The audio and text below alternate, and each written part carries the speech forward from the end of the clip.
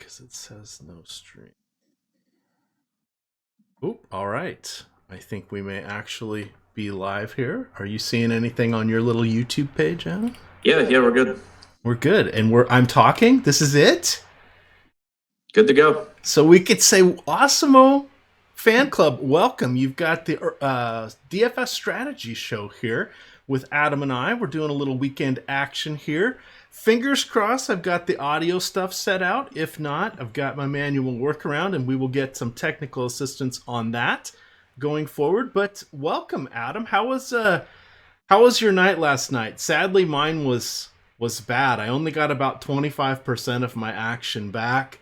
Thursday night, I only got about 50% back, but I did have a double up and a triple up this week. So I'm still playing with house money, but it's getting back to that break-even point. I'm getting nervous. How did your evening go? Yeah, yesterday wasn't great for me. Posted a screenshot on Twitter partway through the night. I think everyone in my main lineup had a snowflake on DraftKings. So hopefully tonight goes better, but I think the slate's looking pretty good, at least, as of right now. All right. Well, we are going to go here game by game, and it's going to be fun. We're going to skip that 6 o'clock game. But reminder here, if you want to jump in and see the premium content, use DFS strategy as your promo code, all one word. When you sign up, you can pick the week-long subscription, choose something with the Fantasy Cruncher package, and then use DFS strategy as your promo code. You will get 1 week free of all premium content. All right, Adam, here we go. My fans engaging. That's always awesome. We've got projections set up, which is very helpful. That's one of the great premium things that we do have here behind the paywall at Awesemo. And that is something that we use a lot, especially as I'm dipping into the world of making multiple entries. So I'm sold on making this basket of risk, if you will, a portfolio of things. So we'll highlight a few things with regards to the popularity. Now, some of those may actually change throughout the day. This is just an early look. And what we found in some of our early looks, like Adam and I, since we're sort of new to utilizing these ownership percentages, they tend to be a little extreme in the first couple runs, but they dial in very nicely towards the end. And in that last hour, they're honing in pretty well. So it's always something to keep an eye on throughout the day. And they're updated a couple times during the day, and then every half hour with about 90 minutes to go. So our first game here, Adam, is going to be the Atlanta Hawks and the Indiana Pacers. The Pacers are at home. They are favored by 12. They are on a back-to-back. And Darren Collison took our hearts out, Adam, and showed it to us as it was still beating last night, then lit it on fire and threw it in the air. What do you got tonight? Are you going back to Darren Collison first, or is this too soon? And I know you're not a Never Again Club member, but damn it, this feels like a Never Again moment. No, I mean, I'm going back to him. He's still 4,500 on DraftKings and 5K on FanDuel. What happened last night is one of the risks you run with Darren Collison. Like, we know that's a risk going in, and there's nothing really that you can do about it. But the price tag factors that in, because if he were to consistently play 32 to 34 minutes a night, he would be a lot more expensive. So at this price, you kind of just have to deal with the fact that Corey Joseph is a good actual NBA player. And sometimes he's going to be productive enough when he's on the floor that Collison loses some minutes. Sometimes Collison himself isn't going to be that productive when he's out there. And you kind of just have to live with that. And I'm fine with it as long as we keep getting Collison at really low ownership, which he was 4% owned last night. I doubt that he'll be much higher than that tonight, especially with what I think, or I expect to be a lot of guard value on this slate. So in a huge pace up spot against Atlanta at a really cheap price tag, I'm more than happy to go right back to Darren Collison. And it looks like he's sitting right now at about 8% for the DraftKings ownership.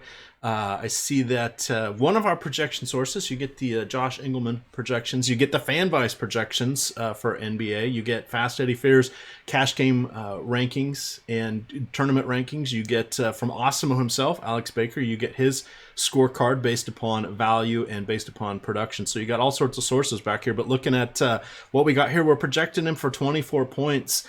I don't think that is unreasonable. We know he doesn't have a ton of upside, but he generally, with the exception of last night, has a solid floor. So we'll see. I don't know. I'm pretty much a fish, so I'm probably in the Never Again crowd. But you know what happens, even with the Never Again crowd, when you're using something like Fantasy Cruncher, it takes a lot of the bias out of things. And you can accept if you're playing 100 lineups, I can have 10% of Mr. Collison. I would hate him otherwise, but I would have him in this. Talk to me next about Sabonis. Should be a nice matchup here in the front court. Not to bury the lead, but we're still waiting on news with regards to Dwayne Dedmon. It looks like he should be back. He's missed the last 2 games for personal reasons. Alex Len has been upgraded to probable. He has been dealing with the sore ankle. And John Collins should be back for his debut. He's listed as probable. Potential minutes limit there. He's been out all season with an ankle issue. Sticking to the Pacers side here, knowing that they have a fully loaded front court from the all appearances here, how are you feeling about Turner or Sabonis? I'm a lot more interested in Turner because he's the one that I expect him to play more minutes than Sabonis, assuming that this game, goes according to plan and that Turner doesn't get into foul trouble or something, weird happen. I think you kind of just have to project Turner for a few more minutes than Sabonis, and he's a lot cheaper. He's only 4,600 on DraftKings. He's 5,400 on FanDuel. I think that those are both really nice price tags for him. In general, on this Indiana team, I like the matchup for all of them, but I think that you can get some nice value by going to their cheap guys here because it is such a massive boost in pace for Indiana, who's one of the slowest teams in the league, that, I do like Turner. On DraftKings, there are enough underpriced centers that I think it's a little bit harder to get to him. But on FanDuel, where centers have been priced up more all season long, 5,400 really stands out. All right. That is also pretty nice. Looking out for Indiana the rest of the way, we did actually get a good game here from Tyreek Evans, one of the rare ones that we've seen. He was pretty hot there from his shooting percentage. Any interest in him or any other of, I say the scraps, but goodness, Corey Joseph has been popping up on the radar as well as we close out Indiana here. Yeah, Evans, I think, is more of a FanDuel play for me than DraftKings. Obviously, he has the upside if he gets the minutes, but for the most part this year, we've seen him pretty much capped at 18 to 20 minutes. So I like the price tag on both sites, but at least on FanDuel, if he sucks, you can get rid of him, whereas DraftKings, you're stuck with him. So I prefer him a little bit on FanDuel. I think that Thaddeus Young is firmly in that same category as Darren Collison, though, where his minutes are all over the place because a lot depends on what the second unit does. But he certainly can play 30 to 32 minutes here at 4,300 on DraftKings and at 4,800 on FanDuel. So I think that he's another one of these cheap guys that has some upside at his price point. And then obviously Oladipo, if you can get to him, I don't see myself getting there at an elevated price tag. He's up to 10K on FanDuel. But if you can, it's obviously a good spot for him. It's just that I would rather go to the really underpriced guys here. All right, moving along here to the Hawks. Of course, we went through their entire front court that is should all be playing in some fashion or other tonight. We speculating, and Adam and I do the Friday night podcast that gets you going out on your early errands on the go, covering the Saturday content. We go by position there, just to give you a quick first look summary on the Early Bird Foundational podcast that you can get 6 days a week here from Awesemo.com. It's on SoundCloud, it's on YouTube, it is on iTunes, and it will be on some other platforms very, very shortly. Taurean Prince is the other guy. Let's start with him. He's been dinged up with his own Achilles issue. He missed the last game. We saw, I believe it was Bembry that started for him. It looks like he's still doubtful for today. I am seeing enough indications that I don't think Prince is going to play. How are you reading that early? Yeah, I'm seeing Prince as doubtful as well. So okay. I'm still hesitant to go to anyone from Atlanta here, just because with the front court getting healthy and they have so many bodies that it's just going to be really difficult to project with any certainty, who gets minutes here. And if Toronto injuries play out the way that it looks like they're going to, or that we're expecting them to right now, there's other value out there. So Herter and Bembry still have a path to minutes, but you still have Tyler Dorsey that can mess up the rotation. Collins being back, still just, that obviously a front court player, not a wing, but it's just another body out there with Dedmon where, all these moving pieces make it tough to really trust anyone on Atlanta. All right, same deal with Trae Young. We've mentioned time and time again, he does have phenomenal upside. He is a rookie. He is on the road. This is not the easiest of matchups, but he is 6,600, and we've seen him get 40 plus several times this season. Dart throw. Jeremy Lin's the other guy. We talked a little bit about this last night, but he needs kind of that mop up duty in blowout to see his path to glory. This could be one of those. Atlanta on the road, Atlanta double-digit underdogs here by 12-point underdogs. He'd be the last guy I'd consider for DraftKings. Any thoughts on Lynn, or do you think we have a deep enough slate that other things will appear throughout the day for us? Yeah, I mean, I think it's a deep enough slate that I'm not going to try and get cute and roster someone that needs blowout run here. Just not something I'm going to do. All right, let's move along here to another 7 o'clock game. We've got Philadelphia at Charlotte. This is an interesting one. We'll start off with the Philadelphia side because, shout out there to our pal Laffy D, Dave Loughran, who is a Philadelphia native and a huge, huge fan. And we would be doing a disservice if we did not carry the torch for him while he is not on air with us. We have Charlotte at home here. They are 2.5-point favorites. Philadelphia is coming in on a back-to-back after playing last night. 225 over/under here, one of the higher ones of the day. Looking at Philly, they did end up winning last night. Jimmy Butler, it was all smiles after this game. Adam, that's not really what happened in the first game, but how are you feeling about the big three here with Embiid, Simmons, and new acquisition Jimmy Butler? Yeah, so I mean, there were a couple of things that we can continue to take away from Philadelphia after seeing another game with Jimmy Butler. For one, every single minute that Ben Simmons played was still alongside Jimmy Butler. And as long as that continues, I'm just pretty pessimistic about Ben Simmons because he has to have the ball in his hands to be productive. Jimmy Butler is going to have the ball in his hands a lot. We've seen Ben Simmons' usage rate plummet in both of these first two games, and his potential assists per game have gone down significantly as well. So I'm really concerned about Simmons. Embiid, I don't think it affects much at all, especially because once again, we saw Embiid play about 12 to 14 or would have played about 12 to 14 minutes had he not been in foul trouble based on his rotation without either of Simmons or Butler on the floor. And he just has a monster usage rate. He picks up assists as well. In that situation, without Simmons on the floor for the entire season, he's averaged 1.6 fantasy points per minute. So I think Embiid's still locked into that same, monster upside role that we've seen all season long. Whereas I think Simmons is taking a pretty big hit from Butler here. Butler himself, in the couple of games he's played with Philly, has a 20.5% usage rate, picking up some assists, playing 34 to 36 minutes. So I think the Butler's fine, especially if you can get him underpriced. He's in the low to mid $8,000 range on FanDuel, but I believe he's a little bit cheaper on DraftKings. So if I went to him, I'd want to go there. But out of those three, Embiid is still my favorite. All right. Looking at the rest of Philly it feels like a fool's errand on today's slate. We, of course, do have JJ Redick, who is starting. He is going to kind of be hit or miss, but he is someone that if the game is close will definitely be called upon over Markelle Fultz, who has been coming off the bench. The only bench guy I'm even remotely interested in is Mike Muscala. He has been getting some solid minutes now without Covington and Saric, as they kind of had a 2-for-1 here with players heading out that play minutes and players coming back that play minutes in Jimmy Butler. Any interest at all for these secondary Phillies? And then Wilson Chandler on the back-to-back. He was one of the guys that torpedoed my night last night. He was so discounted on DraftKings, and once he was in starting, I was like, okay, well great. I don't think he'll be any worry of getting less than 20 minutes in this show. In this game might see as many as 25, because if they needed to rest him, they would do it on the back-to-back. Any interest in any of those tertiary plays? Not really. I mean, Redick still has a 21% usage rate since Butler came over, and he should get plenty of open looks with, the extra scorer that needs to be defended. But on this particular slate, I just think that there's enough value that I like more than Redick.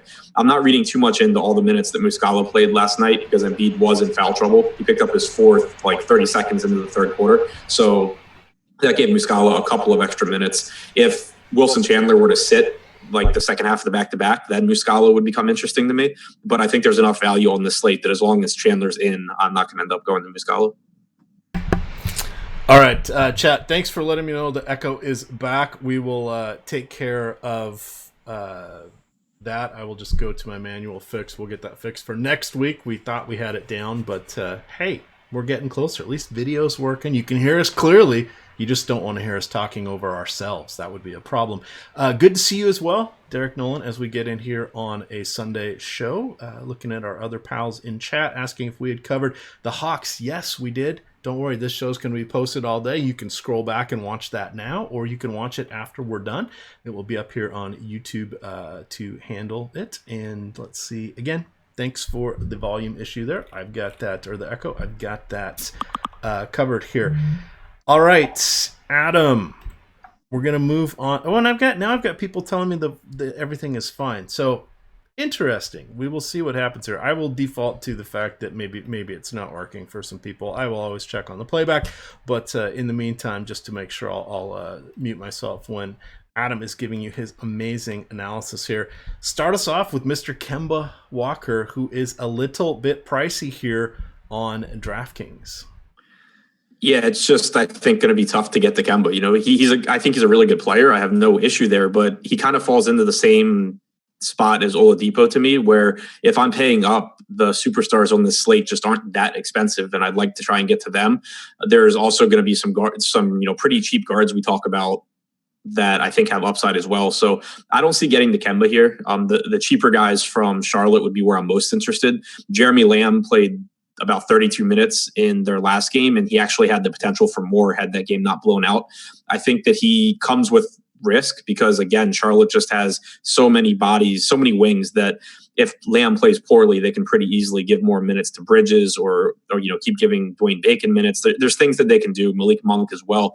But I think the plan would be for Lamb to play around 32 minutes tonight, if not more. And he's still only 5,100 on DraftKings. He's 5,400 on FanDuel. So I still think there's upside for him. Not a great matchup, not an easy matchup against Philadelphia. But I think that with Kid Gilchrist being out and it opening up a few more minutes, with everyone sliding down a position, we've seen Lamb play some at the at the 3 in the last game. So I think that Lamb is my favorite play here from Charlotte. And I like Kemba more on FanDuel, where he's 8,800.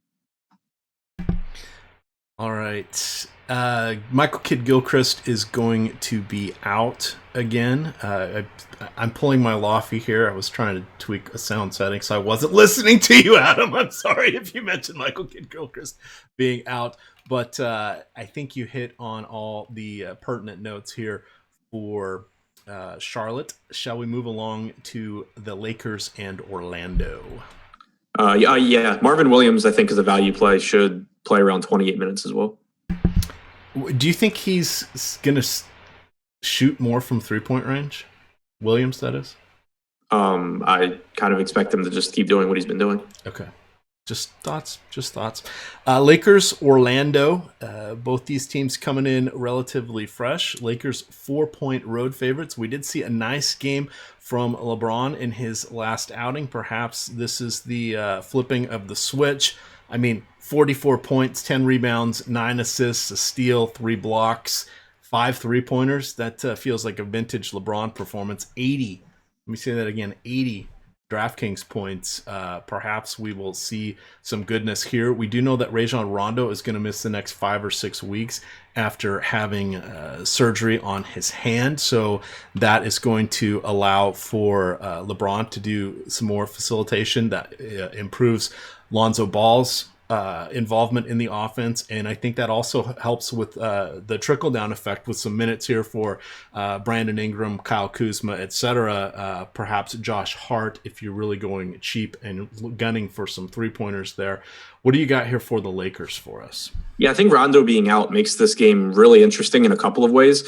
For one, obviously it locks Lonzo into more minutes. His price tag's down to 5,400 on DraftKings, and I think it just makes him a really strong, value option because he's just underpriced for the minutes that that we would expect him to play without Rondo. Not surprisingly, he was productive in the games that Rondo was suspended for earlier this year. He played, 32 to 34 minutes in those games. But also I think that, and so the way I see it playing out is I assume that Lance Stevenson will get the, quote unquote backup point guard minutes. That's what we had seen happen before. But I think that Josh Hart ends up being the more viable fantasy option because I think you see Josh Hart end up playing around 26 minutes here. I think he's cheap enough that he's, worth considering as a value option, but also, and it's worth mentioning that Brandon Ingram was out, so it could change things a little bit, but in those 3 games that Rondo missed before, LeBron James, his potential assists skyrocketed. He averaged 19 potential assists per game over those 3 games, had about a 44% assist percentage. So I think that you do see a bump for LeBron because he does play a share of his minutes normally with that second unit and with Rondo on the floor. So you'll see even more ball handling responsibility during those minutes for LeBron. So I think you see a bump for Lonzo, a bump for LeBron, a bump for Josh Hart with Rondo out. All right. Reminder, we do have a show at around 1:30 today. We have NFL with Alex Baker. You know him better as Osmo. There will be Chris Baggs involved. And then the one and only Evan Silva, always a crowd favorite. You can tune into that at around 1:30 here on the Osmo YouTube channel. Don't forget, give us some thumbs up here. That's the currency of the realm. It helps us out, lets people know that they're watching, because people are watching us. Watching you, watching us. So boss people, if you know what I mean. The likes, the thumbs up, they help us out. And you can also follow along and subscribe, hit that little notification bell, and you can get pinged via message from YouTube anytime we go live with our shows. You can turn it on so it hits all the shows. You can turn it on so it just hits the specific shows that you want. Generally, those are all posted early in the morning, and you can just select the ones that you want to hear if you don't want to give it a blanket notification statement. Looking at Orlando here, we have seen Nikolai Vucevic have some outstanding games, mostly at the expense of one Joel Embiid. When the heck did that happen? Oh yeah, revenge. We got to remember that one. Let's talk about him going against the viable centers now, multiple, yes, I'm using the word centers, of the Lakers. They have JaVale McGee, they have Tyson Chandler. Is that going to do anything to dissuade you from Vucevic this evening?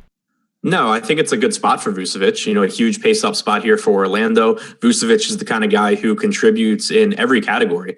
Comes into the game with a 21% expected assist percentage. He rebounds. He's a high-usage guy. So the extra possessions should be very beneficial for him. The only problem I have is that, again, on DraftKings, and it's just getting repetitive at this point, but they have underpriced their centers basically every slate this season, and today's not really any different. So I think it's a little bit more difficult to get to him there. I think 8,600 on FanDuel is a really nice price tag, where he seems like he's never really that popular, or usually not that popular. So I think that on FanDuel, getting a little bit of him makes sense.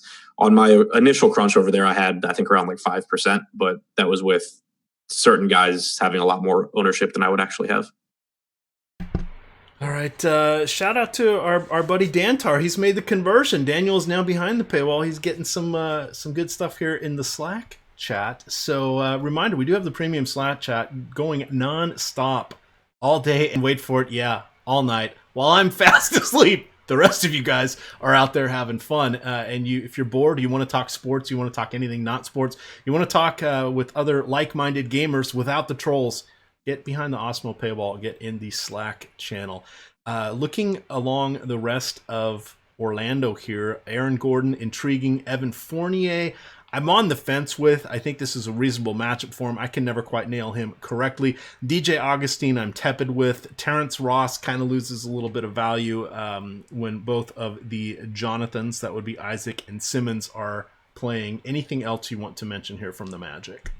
DJ Augustine to me is basically the same play as Darren Collison. I have Collison projected a little bit higher, but I mean, the pace is nice, and you're kind of getting the same thing where it's not a super productive player, but if he goes and plays 30 to 32 minutes, he can pay off his price tag at low ownership.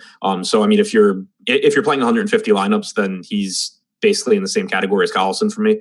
But I do like Collison a little bit more. All right, you know how we're not in the business of predicting blowouts because you never know when they're going to happen or not happen.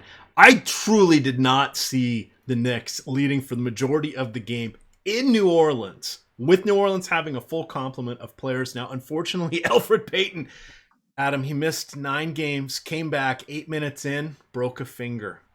Not good times. Not good times for Lord Elfrid. But that gives us a little more minutes to go around to some of the other guards here for the Pellies.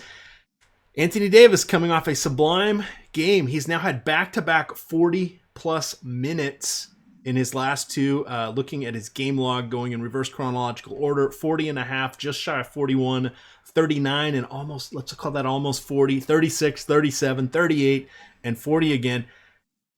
We have not had an in-game injury, Adam.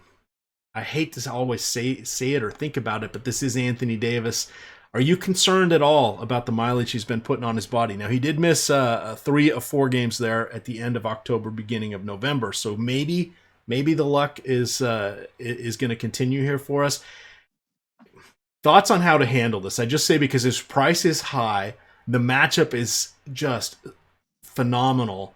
And we saw last night what he can do. He is the engine that makes everything go here with New Orleans. And he put up, what was it, 76 DraftKings points?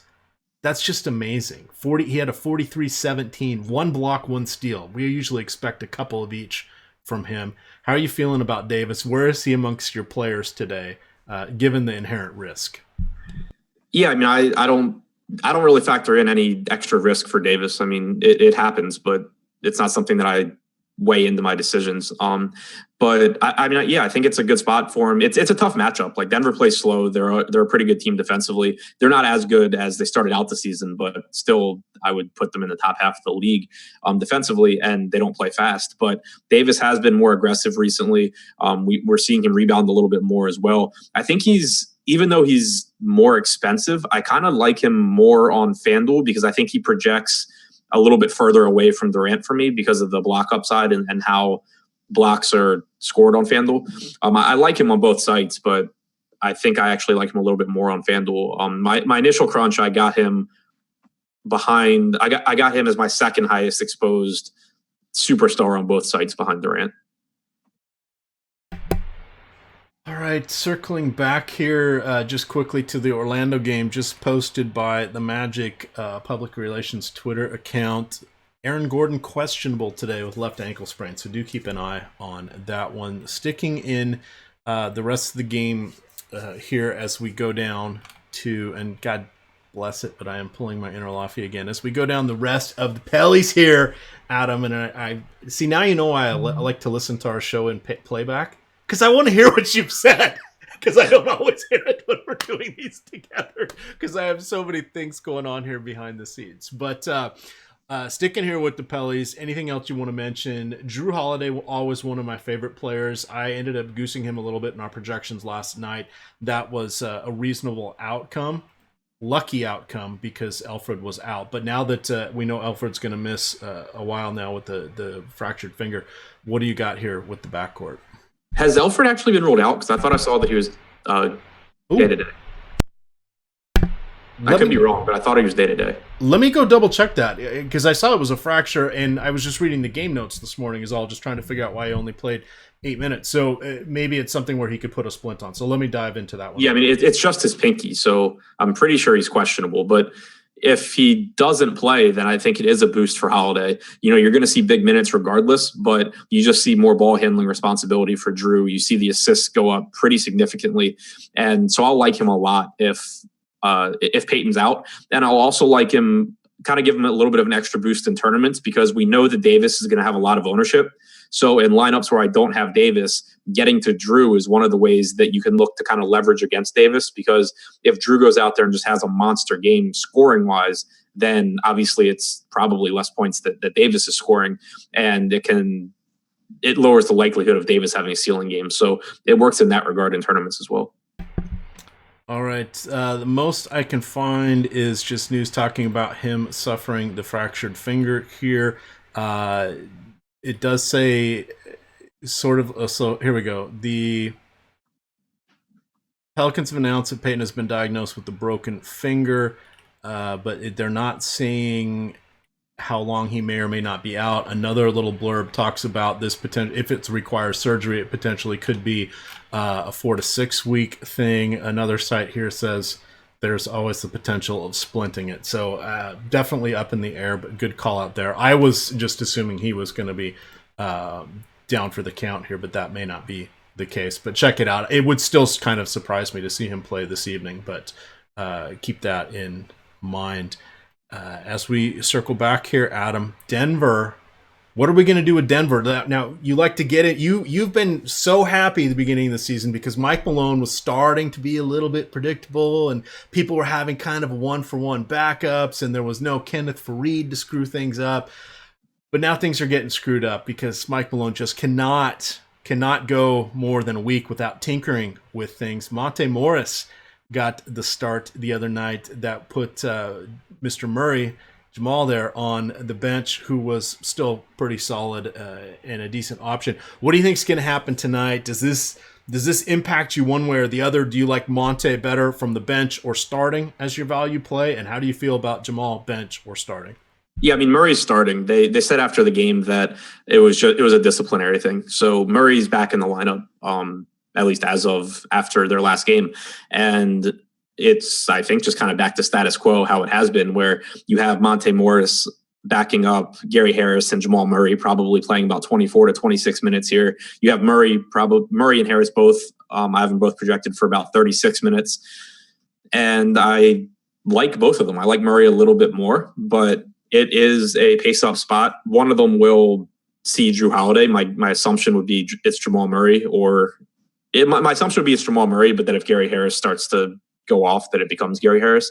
But overall, it's just not been a great New Orleans defense, and I factor that in a lot more than I factor in individual defenders. So where Jamal Murray is cheap on DraftKings at 6,300, I think he's pretty interesting here.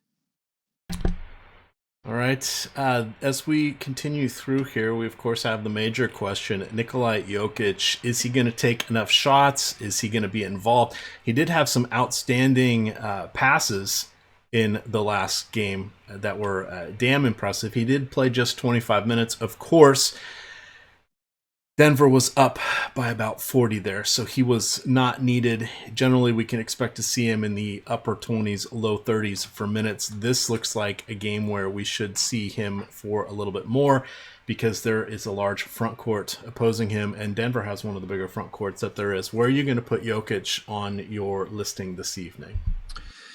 Kind of torn because I love Jokic as a player. It's just that I'm having a little bit of trouble getting to him on this slate. I don't think it's a matchup that he should really struggle with. You mentioned the passing, some of the passes he had against Atlanta. He's obviously just an insanely good passer, but that game in particular was just really, really impressive. So I like him a lot. I'm just not sure how much I'll end up with, at least on DraftKings, which is where I've really paid attention so far today. Just because they do have so many cheap centers over there. My initial crunch on DraftKings doesn't look like it got him at all, which I wouldn't expect to be the case by the end of the night. But it's just that it's hard for me to prioritize him with some of the other guys on this slate, but I wouldn't talk anyone off of him because I think it is a really, really good spot. Looks like a bit of Olay defense between him and Davis. Not sure that they will square off effectively against one another on the defensive end, which just makes them makes us like them that much more for the fantasy aspect.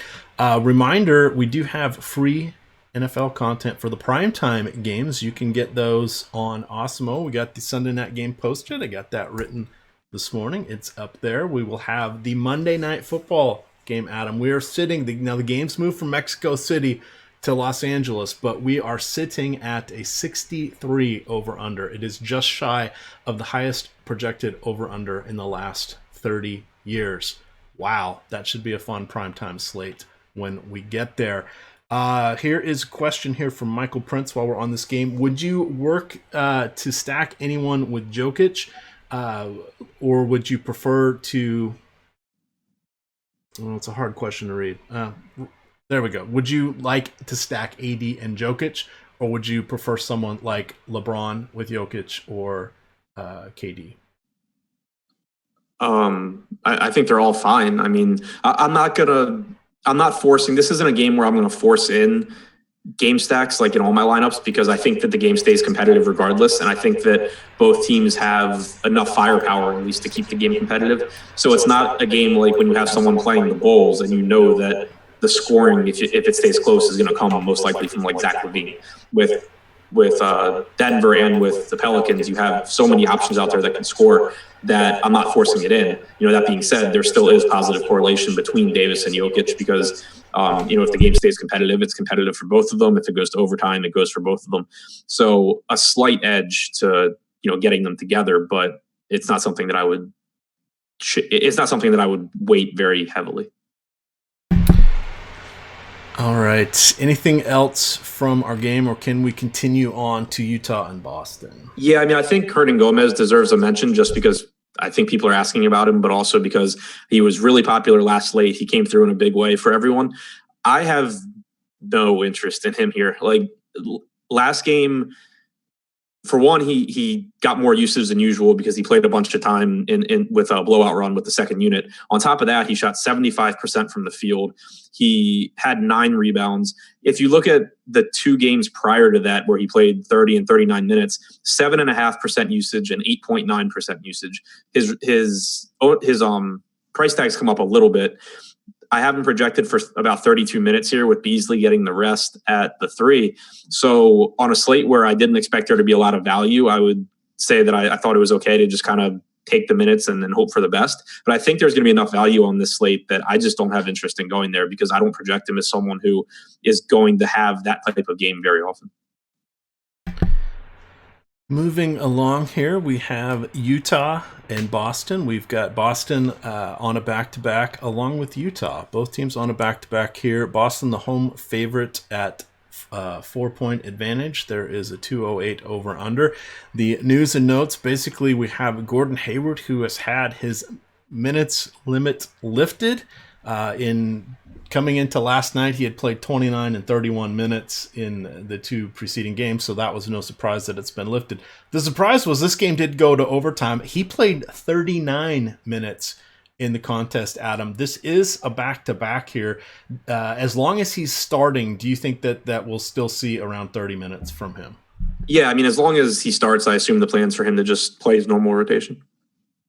Excellent. The other fun little tweak was Donovan Mitchell, 35 points, no assists, like 1 rebound. That's kind of surprising here. Let's start off with Donnie.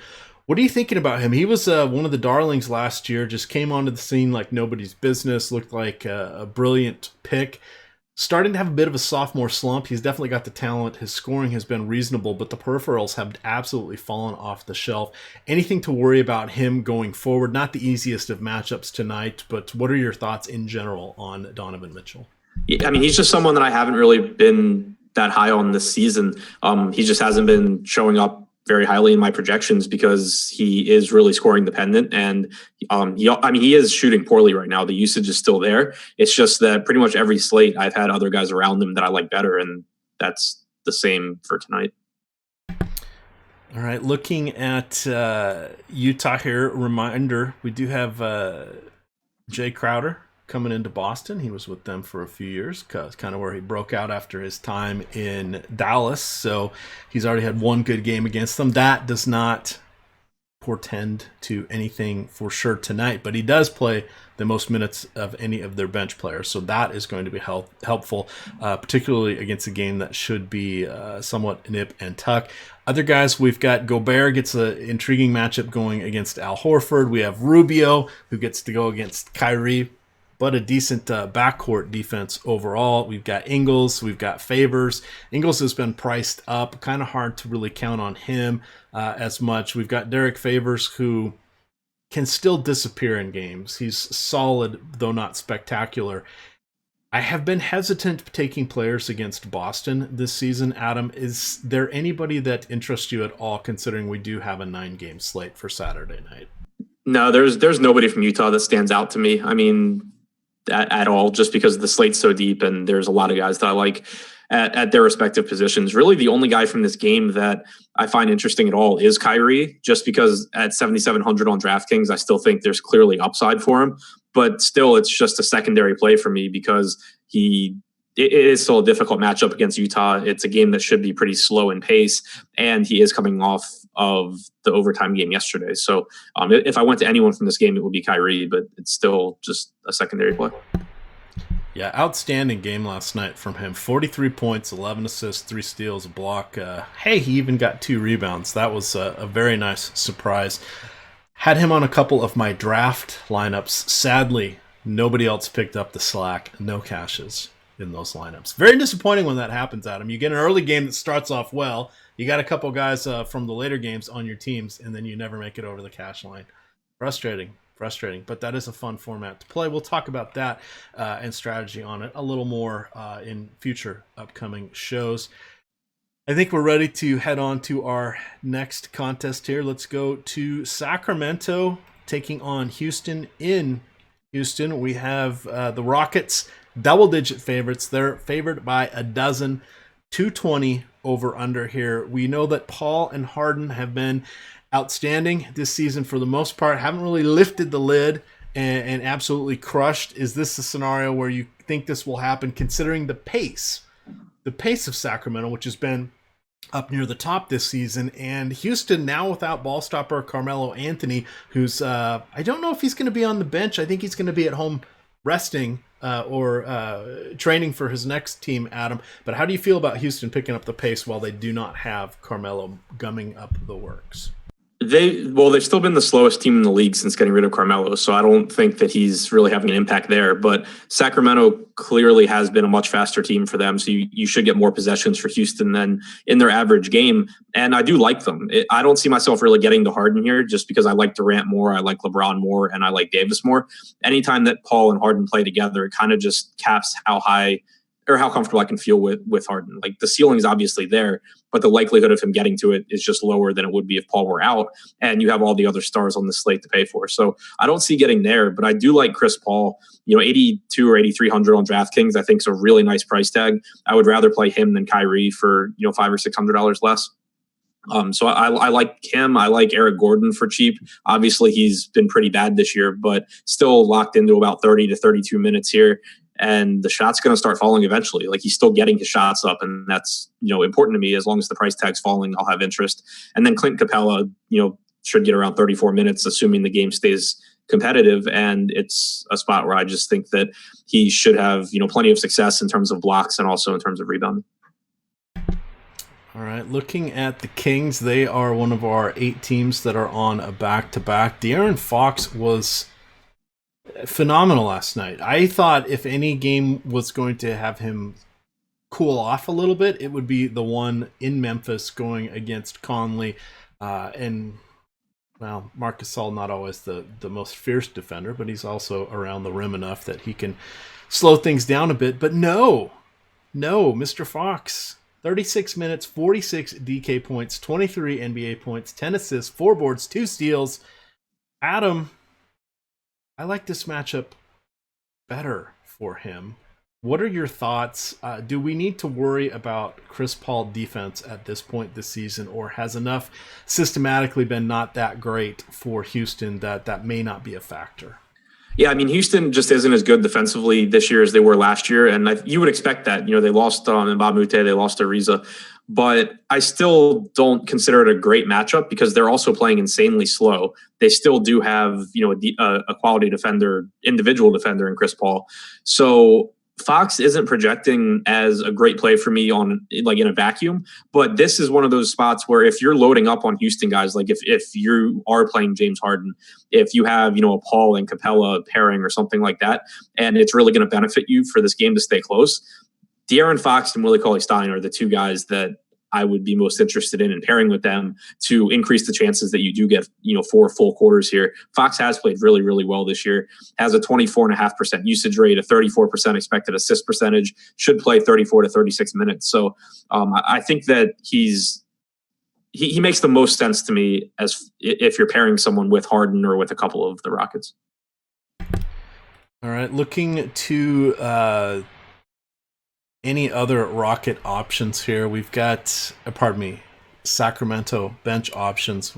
Or secondary options, I guess is the word I'm searching for. Buddy Hield, a little bit hit or miss. I'm trying to see if I can get any news here on Bogdanovic. Doesn't list him as injured, and no word on him being limited. This would be his first back-to-back.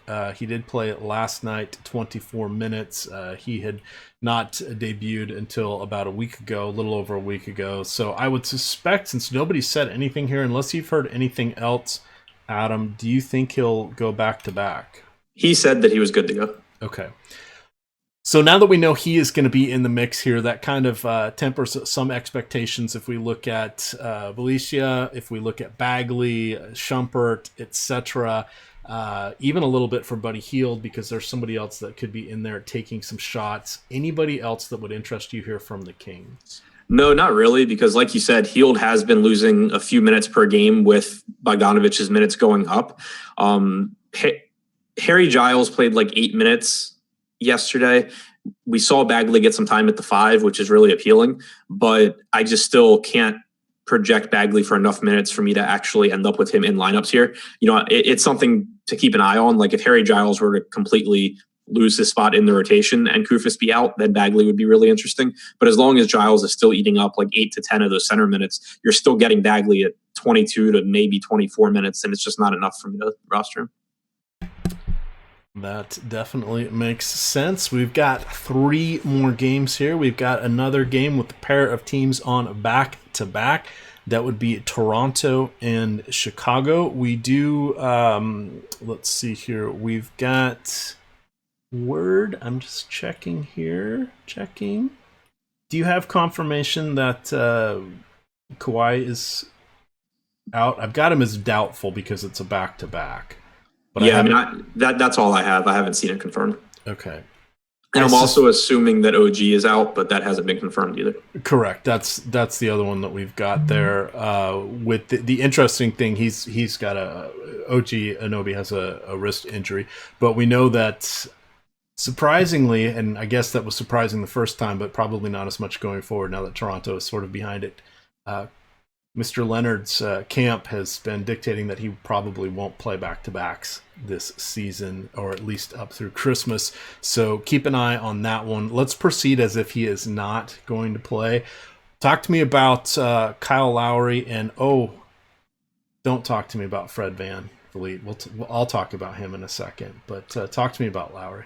Yeah, I mean, I think that this game, if we assume that Kawhi is out and we assume that OG is out, this game becomes really like the most appealing on the slate to me, because it just opens up so much for Toronto, and the Chicago guys, at least on DraftKings, are underpriced anyway, and we'll obviously talk about that. But for Toronto, without Kawhi on the floor this season, Kyle Lowry has a 25.5% usage rate, a 50% assist percentage. He's averaging like 1.5 points per minute. And he should see, 34 to 36 minutes here against a poor Chicago defense. So Lowry would immediately just catapult to the top and be one of the top plays on the slate for me on any site in any format. So that would be really nice. You get but with OG out, also you get Pascal Siakam locked into as many minutes as he can handle. Like I think you see 36 to 38 from him in a good spot. His price tag has come up, but he is playing really well. He's handling the ball a bit. He's doing everything on the floor. So he's an interesting play. But then you also get minutes opened up for guys like Fred VanVleet and DeLon Wright. We would obviously have to wait on a lineup, but my assumption is that you would get Danny Green starting at the 3. You would get one of VanVleet or Wright starting at the 2. My guess is DeLon Wright. But I think that they would both play in the 26 to 28 minute range, which is really appealing because it's a good matchup. You have Wright for 3,200 on DraftKings. You have VanVleet for 3,900. VanVleet obviously has been playing absolutely awful, but it's worth pointing out that his true shooting percentage this season is just 44% compared to 55% last season. So as long as he's not playing through some sort of injury that's affecting him, you would expect that to turn around, reasonably quickly. Right at 3,200, if he's going to get 26 to 28 minutes, becomes a really good value play. You see a boost in usage for Serge Ibaka as well. If Kawhi is out, you just have this entire Toronto team underpriced in a great matchup. Yeah, my favorite guy is the one that you mentioned as well, as Pascal Siakam, everybody's third favorite Cameroonian.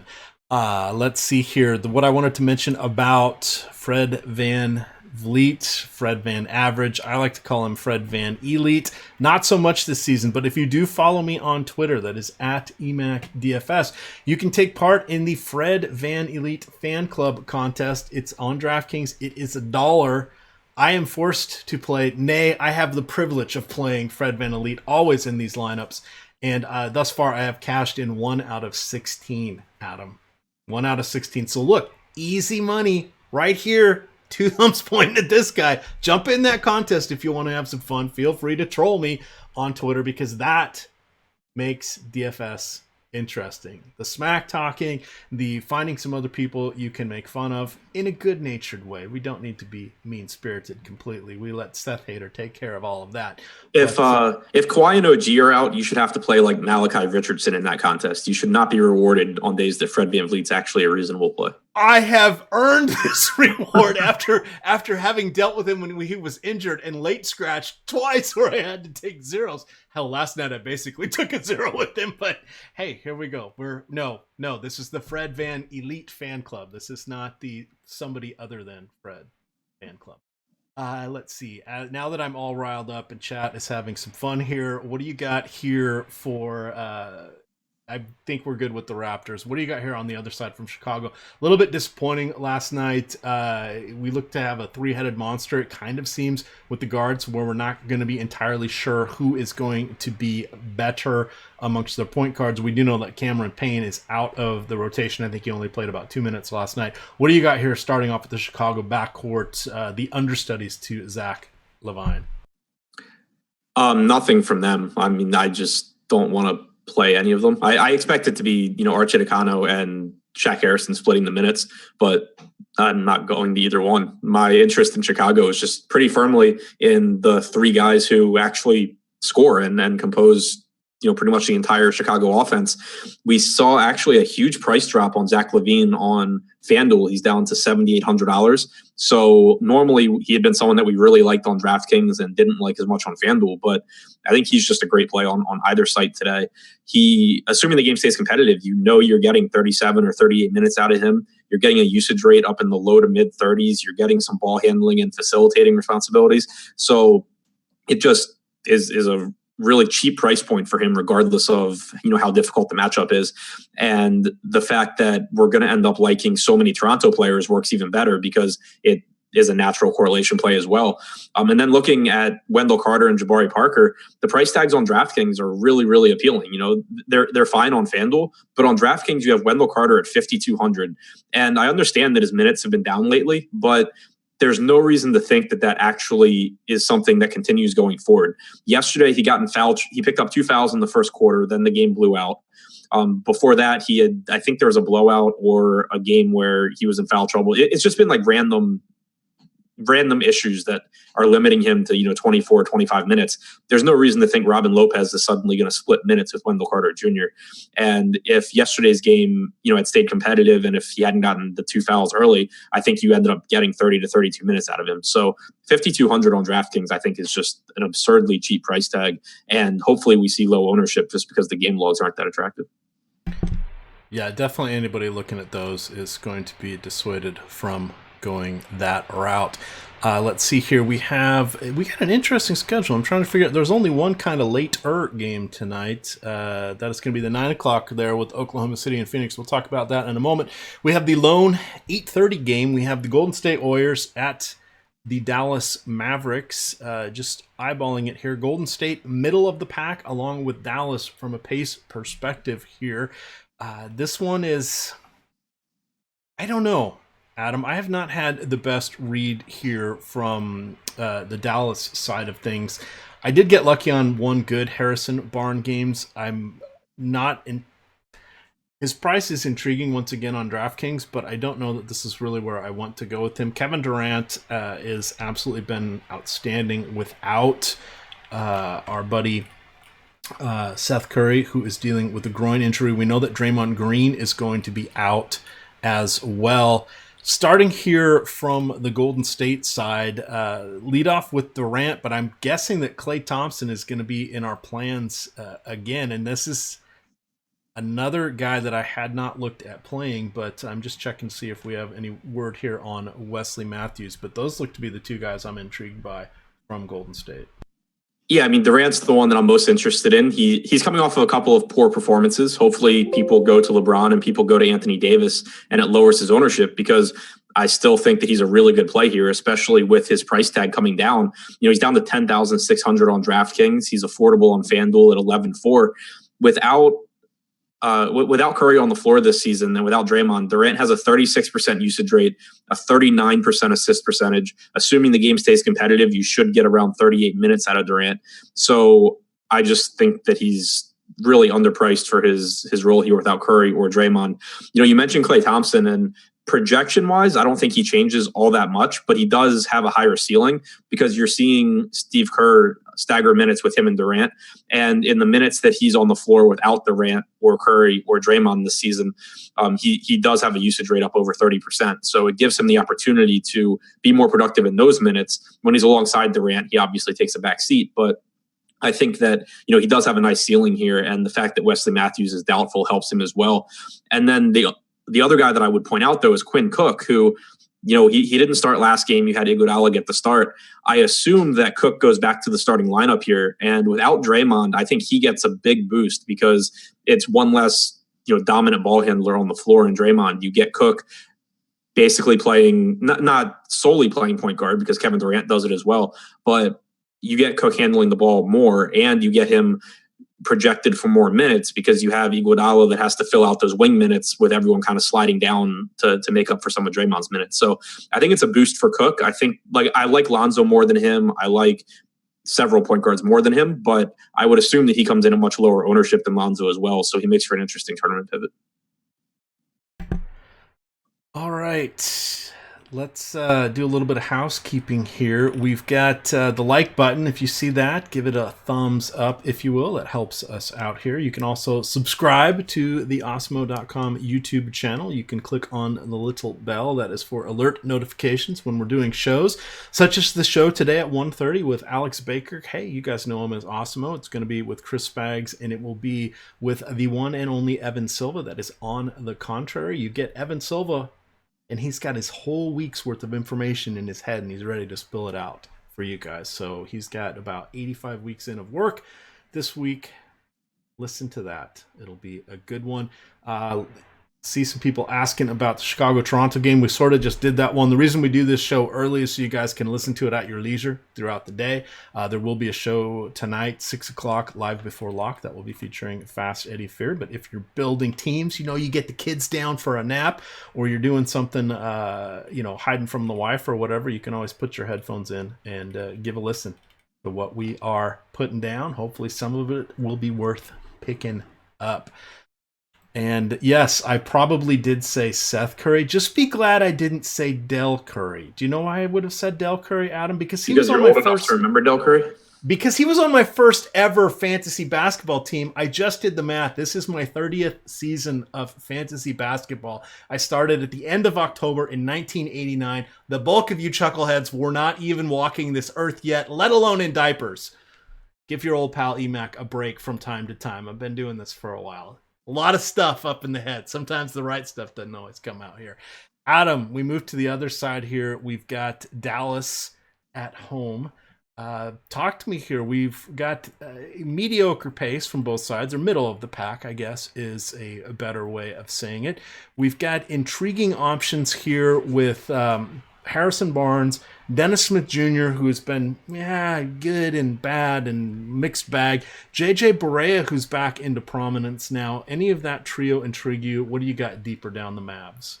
Yeah, I think it's really interesting with Matthews out because I think people are going to go to JJ Barea, and there's certainly a path for Barea to be good, but I don't think it's as open as people think it is because the last game Matthews played, you got 24 minutes from JJ Barea, and that's kind of what everyone assumed was that he was going to play 24 to 26 minutes. So I think you have some confirmation bias that that's what's going to happen again.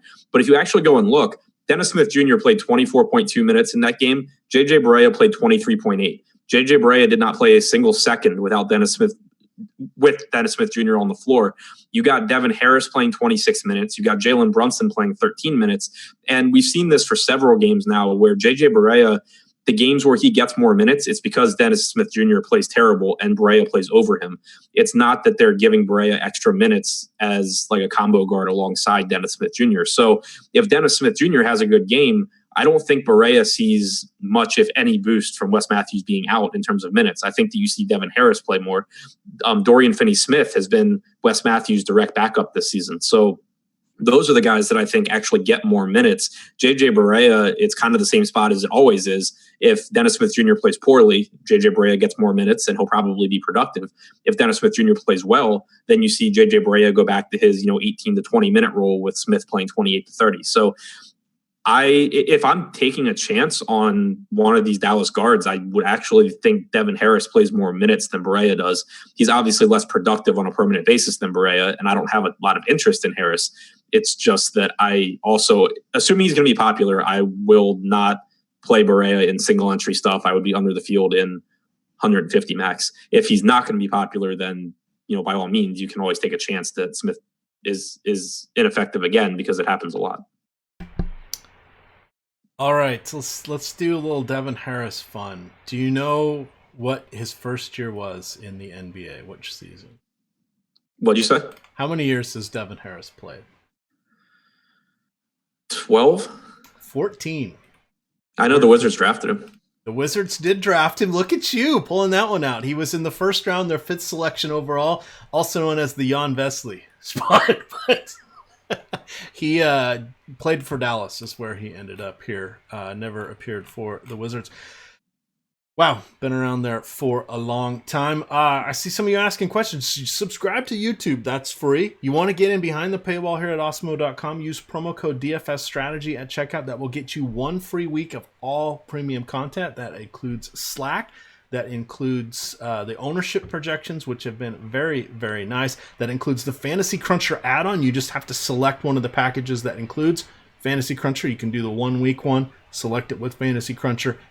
Very last column you have to fill out, very last field. Type in all one word, DFS Strategy. That'll get you 1 free week of Awesemo premium content. I did my first crunch here, Adam, using the vaunted projections from our pal Josh Engel. These are one of the multiple projection sources that we do have for NBA. The other would be the old FanVice projections run by Andrew Hot Magic Barron.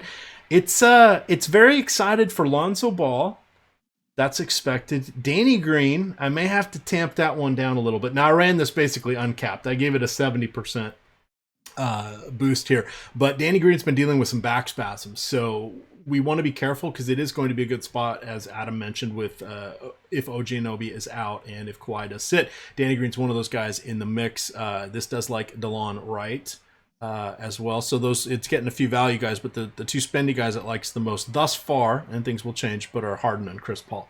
So these are the fun things that you can do. Now, if you're using Cruncher, because I just ran this with 100 lineups because I wanted a nice clean percentage, but now is when you can start tweaking and adjusting things and getting them where you want. You can set all sorts of little rules. You can say, hey, if I play Harden, don't ever play Chris Paul within the Cruncher. You can say, if I play Capella, then I want to make sure that I have a better chance of having Harden paired with him. There's all sorts of fun things that you can do within the Cruncher. I know Adam has gotten into it more and more this year. I have as well. The other neat thing about Cruncher that they have, and this plug for them, this one's free. You can go use their Rewind product if you just go to fantasycruncher.com.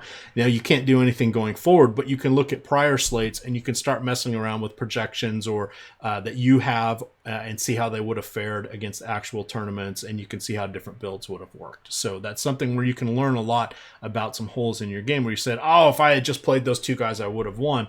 Well, if you go look and you had just played those 2 guys that did really well and let it fill in with the rest of the people that you thought were good, you may not have cashed. So it exposes a lot of biases that we have in our head and always seeing the good in, oh, if I had only done that. Adam, I know you've learned a lot from using Cruncher. Anything you want to add for that? No, I mean, I agree completely. It's just something that the more familiar you get with it, regardless of what types of games you play as well. I've been experimenting more this year with 150 max, but I've always been a 3 max single entry guy, and that's kind of what I've gone back to lately. But even with that, just being more familiar with Cruncher, it helps me kind of streamline my lineups and streamline my process so that then I can, kind of whittle down my lineups and see what I want to play that night. All right, last game of the night. This is the night camp. Also in DFS land, we like this to be known as the late night hammer. Should be a fun one. We have OKC, that would be the Thunder, heading into Phoenix. We know that Trevor Ariza is out for personal reasons. We know that Russell Westbrook is doubtful with his sprained ankle again. What do you think the odds are of Westbrook playing? This is the last game of the night. How would you proceed with that information on late swap sites? Yeah, I mean, I'm going into it assuming he's out. There was a tweet last night suggesting he was out. I've seen other tweets suggesting he's doubtful, so I'm just assuming he doesn't play. Okay, and that makes the most sense. And even though you have late swap, that's one of the ones where you want to be careful. So if you do want to play him, you want to leave some wiggle room. So you may want to put him in the utility spot, leave one other person open, and that way you could go to Paul George and another player. If you just have Westbrook, you're going to dip down to whoever the next highest player is, probably Paul George, but you're going to leave some of your assets on the table unused in that salary cap that was vacated. So just keep in mind there are different ways to skin the cat. One of the other things you could always do also on draft, if Westbrook's hanging around there and you're on your last pick, you can take him once he is in fact ruled out, as long as he's not listed as doubtful. If he's listed as doubtful and you draft him, you're stuck with him. But if he gets goosed to questionable or anything like that, you can take him, and then in the event he's ruled out, you can replace him on your team. It's important to remember the rules are if you take somebody who's doubtful, that swap rule does not apply. I'll double check that. At least that's how they did it last year, because I got burned on that. And then I read the fine print, Adam. You know what we should always do? Read the fine print. Read the fine print. Let's talk about the bold print here. What do you got here at the tippy top? Where are you rating Paul George, assuming that one Russell Westbrook is sitting tonight? I like George a lot. I don't like him quite as much as Durant on DraftKings, where George is 9,900, Durant's 10,600. I have Durant slightly ahead of him, but I do think it's a good spot for George. We've seen him obviously be really, really good without Westbrook, kind of as expected. Should play around 38 minutes in a competitive game tonight. Has a 30% usage rate alongside Schroeder without Westbrook on the floor. Also picks up assists with a 22% assist percentage over that span. So there's nothing for me not to like about Paul George. It's just the closer he is in price tag to Durant, the less I like him. One of the guys I have my eye on and is in my early build placeholder lineup is one Steven Adams. I think this is a solid situation for him. Now, I don't know how much upside he still has baked into that $7,200 price tag on DraftKings, but I do think he has a very, very good shot. I would say, well, let's call this an 80% outcome. I think he's going to get between 35 and 40 fantasy points. I think it's maybe a 10% outcome that he gets over 40, and it's probably a 10 and maybe a 15% that he gets below 35. But I think this is definitely a foundational piece here, depending on what you're doing. From that standpoint, Jeremy Grant, also intriguing. Those are the lower end guys I like. As we wrap up the Thunder, anybody else? And what are your thoughts on maybe Adams versus Capella, who's similarly priced? Yeah, I mean, I like both of them a lot, but I do really like Adams here. He's actually gotten a little bit of a usage bump without Westbrook this season, which is weird and not something we'd seen in the past. But along with, the expected rebounding bump, he's actually gotten a little bit more usage as well. And he also has picked up a little bit in the assist department. So I have him projected for 41 DraftKings points here. He comes in as a really good play for me, in that mid-center range. I think he's a better play on DraftKings than FanDuel because, for one, he's 7,200 versus 8,200. But you also have the double-double bonus on DraftKings, whereas you don't on FanDuel. And I think that's something that makes him, a little bit more valuable over there. So I like Adams. I like Schroeder. I like George. I think Adams is probably the one that I'm most likely to have in my lineups. And then Jeremy Grant, I think 4,600 on DraftKings. He's not someone that I'm ever excited about rostering, but I think the price tag's cheap enough and he should play enough minutes here that he's fine if he ends up in lineups. Moving over to the Phoenix side as we wrap things up. Devin Booker at 8,000. It's doable. We do know that he probably has 50 fantasy point upside. Something in the upper 30s, maybe low 40s is probably more likely, but in tournaments, that's a fine option.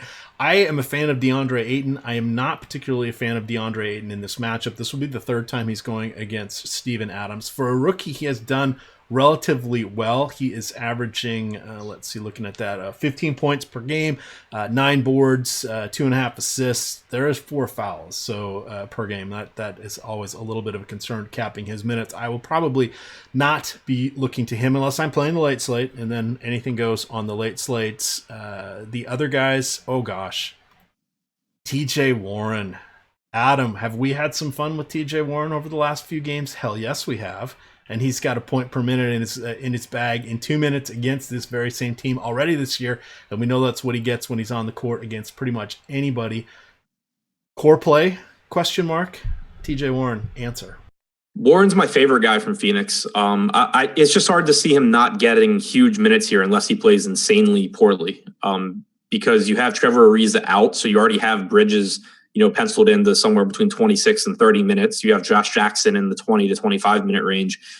We saw Warren play between 38 and 40 minutes last time out. I have him projected for 38 here. It's a tough matchup. This Oklahoma City defense is good, but he's still cheap enough that he doesn't have to even produce a fantasy point per minute to come out as a pretty good play for you. So he's not someone that I'm, jamming into almost every lineup like I was when he was closer to $5,000, but I still do have him in quite a few of my highest projected lineups here. Devin Booker to me is purely an upside play. I prefer Zach LaVine, but he clearly has a ceiling. The problem is just that not only has Oklahoma City been really good defensively this year, but Terrence Ferguson in particular has done an excellent job defending guys like Booker, ball dominant guards. He's done a great job, working around screens and just being a really good defender this year.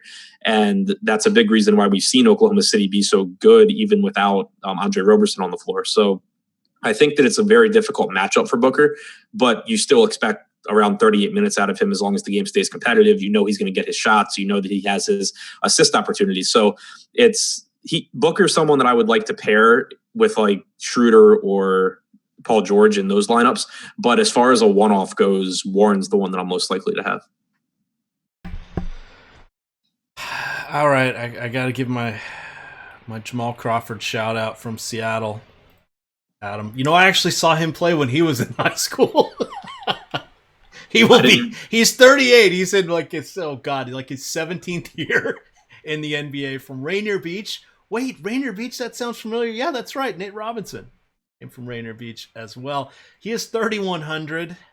I'm just throwing it out there because one, I want to talk about a Seattle guy, and two, the late slates or the single game primetime contest. Sometimes you got to get a little weird to find some differentiation. While this is weird, it's not the worst possible matchup for him, and we do have Trevor Ariza out, so potentially there could be trickle down. We're hoping for 12 to 15 minutes. We're hoping he hits a couple shots, flirts with double-digit fantasy points at 3,100.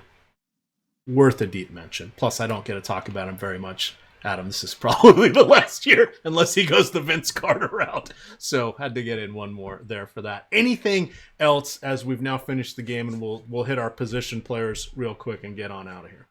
No, I don't think I have anything deeper than Jamal Crawford. But I will, I guess, caution against looking too much into that last game log as far as Josh Jackson versus Bridges, because you saw Jackson play, I think it was 25 minutes, and Bridges play somewhere in that same range. Bridges missed almost the entire second quarter with Jackson playing very, very well off the bench. I would expect that you see Bridges get closer to 30 and Jackson closer to 20 here, unless you get another really, really, really good performance from Jackson. All right, from Chad, Elvin Herrera says, "Hey, wait for it, DeJounte Murray, Rainier Beach as well. DeJounte Murray, also University of Washington, my alma mater. One and done, but hey, we'll still claim it." Looking at positions here, Adam, looking at point guards, I think that Lonzo Ball, very solid value play. Of course, remember the Fred Van Vliet fan club. Look for my Twitter in about 10 minutes after this show at EMAC DFS. You'll get the link to be into that one. I have to play Fred Van Vliet. This might be the first night. I will be joined by somebody else in that. I think on the higher end, Kyle Lowry is kind of interesting with assuming that Murray is out. And new news here that just popped 5 minutes ago. Victor Oladipo now listed as questionable with a knee injury. Does that change anything for you with regards to Collison or Joseph, etc., before you talk about your point guards? It makes Collison more productive. It gives a bunch of minutes to Tyreek Evans. It gives more minutes to Corey Joseph. It makes Darren Collison higher owned, and that really makes me upset. But if Oladipo's out, it just completely changes the slate to where Tyreek Evans is the top value play on the slate. Darren Collison's a really good play. Corey Joseph's a better play. Yeah, it's obviously huge news if he sits. Do you think Josh curbs his crunch at all to suppress Tyreek Evans, or does he let it fly and get as much as 90% Tyreek Evans tonight? I would assume Josh fades Tyreek Evans with how much I know he hates him. All right. You guys got to follow along the weekday shows to learn about Josh's tendencies. He does get part of Saturday off. Not all of Saturday, but part of Saturday off. So that's why you get your old pal filling in here. Who do you like for your top end point guards for the Kyle Lowry, regardless of site. Kemba on FanDuel. Chris Paul on DraftKings. Lonzo, Collison, regardless of Oladipo, but more so if Oladipo's out. And then I guess I'll list them here since they're point guards on FanDuel, but DeLon Wright and Fred VanVleet, assuming that the Toronto guys sit. All right, over here at shooting guard, I do like Drew Holiday, Devin Booker, and Zach Attack. The aforementioned VanVleet and Wright would be some of your discount options. What do you got at the 2 guard here? Zach LaVine, Drew, assuming Peyton's out, and Jeremy Lamb. All right, small forward, I think our clear top options would be Paul George, particularly in the event that Russell Westbrook is out, along with Kevin Durant, because we already know that 2 of the big 3 for Golden State are out. If I'm going down the pricing list, but he's still going to be on the majority of my lineups, for me, it's TJ Warren. What else do you have, Adam? Yeah, Kevin Durant, Paul George, TJ Warren, and then Tyreek Evans just jumps to the top as far as value goes if Oladipo sits. All right, looking at power forwards, Anthony Davis, if you think he's going to roll yet another 40 minutes, it's phenomenal. You can also slide Durant and George and Paul here. I'm not really, I'd prefer to use those guys at small forward because for me, Pascal Siakam is probably my favorite play right there with TJ Warren. Give your quick take again on Siakam versus Ibaka. I like both of them a lot, but Siakam, I think you see more minutes. He should be playing as many minutes as he can handle if Kawhi and OG are both out. OG is his direct backup, and when Kawhi's out, you would see OG play more 3 anyway. So I think that if they're both out, you get 36 to 38 minutes out of Siakam here, and it's a really nice spot for him. Ibaka is still going to be splitting minutes with Jonas Valanciunas, but he does get a boost in usage rate without Kawhi on the floor. He should get the bulk of those minutes over Valanciunas tonight, I would think. So I do like both of them quite a bit, but I will take Siakam by a little bit. All right, finishing it up with the pivot position here, we've got Nikolai Vucevic. Probably raw points is my favorite guy. Let's exclude Anthony Davis here. I guess Joel Embiid in the mix as well. I don't know that I'm going to end up with those guys or very much of them on DraftKings because I think point per dollar, Clint Capella, Steven Adams are going to be the guys that I look to the most, and probably Wendell Carter Jr. He's checking in at 5,200. That's a pretty tasty option there. What do you have here at center, Adam? Clint Capella, Steven Adams, Joel Embiid, and Miles Turner. All right, that is going to do it for us. Adam is going to be hard at work writing the deeper dive. That will be out later this afternoon. Again, you've got the live before lock. You're going to get Fast Eddie Fear. That'll be at 6 o'clock. In an hour, you're going to get one Evan Silva joined by Osimo, formerly known as Alex Baker, well, at least to his parents, although I have heard his mom started calling him Osimo. Just wanted to put that out there. It is the holidays. We'll have to see if that sticks. And then Chris Baggs will be hosting that one. Got all sorts of projections coming in. We've got behind the paywall, we got Jake Hari's hockey projections, Josh's NBA projections, the FanVice projections, all sorts of goodness, all sorts of football content as well. Use the promo code DFS Strategy. Get 1 week free, all Osimo.com premium access. That includes Fantasy Cruncher. Make sure you pick the Fantasy Cruncher option when you're signing up, and that'll be courtesy of Fantasy Cruncher in your subscription, and then you'll get the Slack. You'll get all the goodness. It'll be a fun time. Adam, final thoughts before we get on out of here? Should have the deep dive article up behind the paywall within the next 2 to 3 hours. Hopefully have it up by 3. So be sure to check that out. I'll have more, stats and stuff in there that we talked about on the show. Excellent. That is what we like to hear. With that, gamers, good luck.